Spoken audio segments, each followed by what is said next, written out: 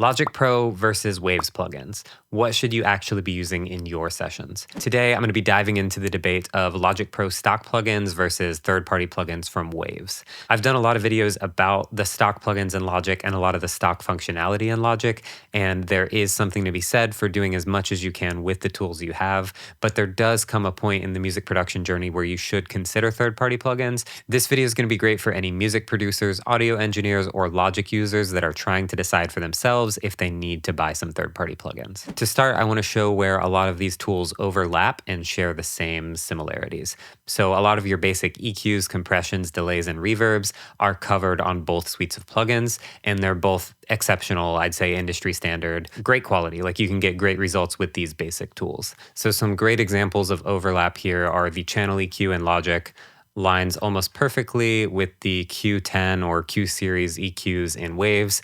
They're both great parametric EQs, very functional. They work great. They both sound awesome.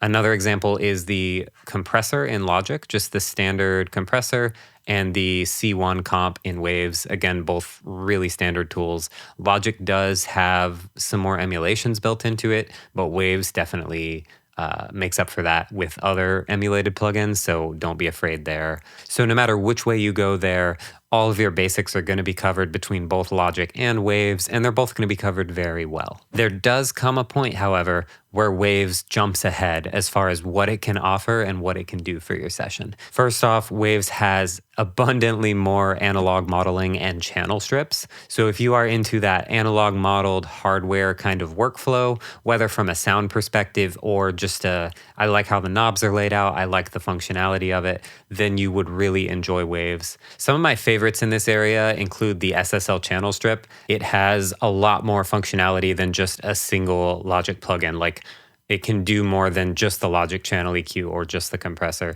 because this actually has low and high pass filters, a 4-band EQ, a compression section, and a gate or expander section, as well as some basic channel strip stuff like phase and all of that.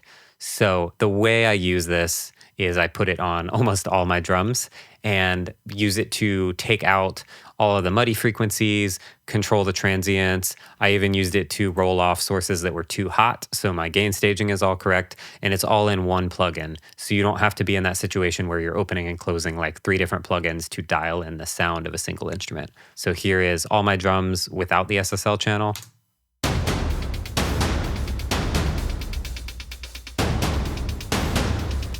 Here's with it. Some other analog stuff I use in almost every song are the CLA series compressors. You have the LA2A, the 1176, and the LA3A versions, and then the API EQs I use all the time. It's excellent. It gets you out of that using the same channel EQ for everything and kind of inspires me in different ways to make kind of new changes to what I'm doing. Another place that Waves takes the cake for me is with time-saving solutions.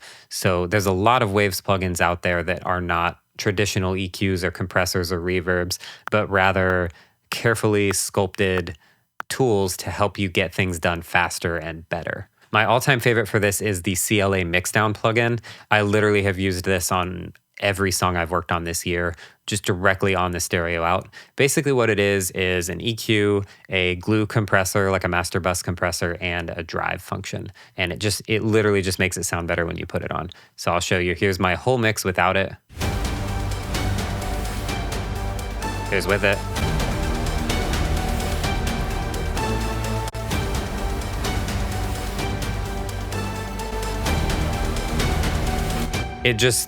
It pops more, it's in your face, it's warmer, it's brighter, it's more controlled, all of those good things. It kind of feels glued together. I love that. And that would take probably 2, 3, maybe 4 plugins in Logic to accomplish. You can probably do it, but it'll take you 30 minutes, where this took me 30 seconds to drop in there and set up. Waves also has a large number of kind of gritty saturation plugins, all of that tube and tape and all of that kind of stuff that Logic has trouble with. So one I really like is the Magma BB tubes. It's just like, I don't know, it's good. I don't know what's going on in there. It's really easy to use. There's not a lot of controls. And I used it on this kind of mnemonic creepy sound here. So here's without it. It's a cool sound, but it's nowhere near the amount of grit or intensity I want. So here's with it.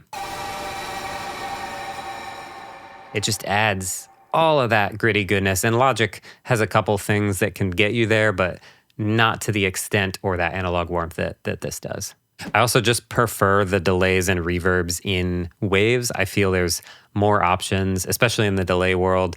And then things like Abbey Road Plate and all of that kind of stuff are a level up from Logic stuff. Logic has great delays and reverbs. Well, great reverbs. I don't really care for their delays, but I definitely feel like Waves has a wider variety of things. You know, Logic has something as far as delay and reverb that will probably work for what you're doing.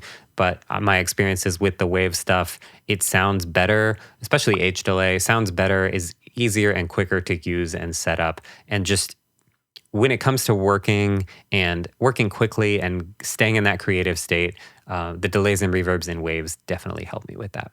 Waves also has a great selection of really dedicated, specific tools. So some of my favorites are C6, hands down. So C6 is basically 6 compressors working at the same time on different frequencies. A great example of this in the song I'm working on is I put C6 on my sub bass, my synth bass, and I use it to duck the low end out of the way when the drums are hitting, just to manage that low end buildup. It's a little hard to hear because it is actually just making room for the drums. But if I turn this off, you'll hear the low end kind of get a little muddier and just not quite there. And the benefit of using something like this instead of an EQ is when the drums stop, it releases that compression and the low end from the bass can come back through. It's just kind of muddy.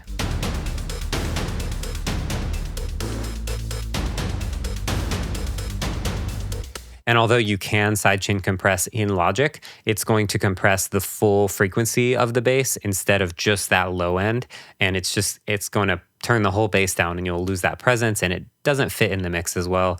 And you could also use the multipressor in Logic, the multiband compressor, but it's just not as good. I don't like it. Lately, I've been using Waves IDX, which is an intelligent dynamics, and Waves Curves AQ. Those are both autonomous, kind of intelligent AI-powered tools that help me EQ and compress things better than just a standard EQ and compression can. Both of these I'm using on my stereo output. IDX is handling multi-band compression across like an insane number of bands. And on Curves AQ, I did a full adaptive mix on my stereo output, and it just did some slight tonal shifts, pulled out some mud, boosted some presence in pleasing ways. And then I brought the mix on both of these down a little bit, but it does improve my mix, and this took me less than 30 seconds to set up. So I'll turn both of these off and show you in the full mix. Here's without them. Here's with them.